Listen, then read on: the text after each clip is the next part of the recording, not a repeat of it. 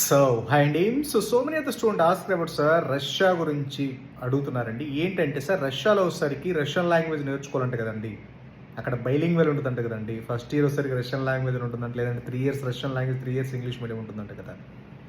So full English medium కాదంట కదా. అన్ని రష్యాలో రష్యన్ ఎగ్జామ్స్ రాయాలంట, అలా రష్యన్ లాంగ్వేజ్లో ఎగ్జామ్స్, రష్యన్ లాంగ్వేజ్లో ఎడ్యుకేషన్ అంతా ఉంటుందంట అని అడుగుతున్నారండి.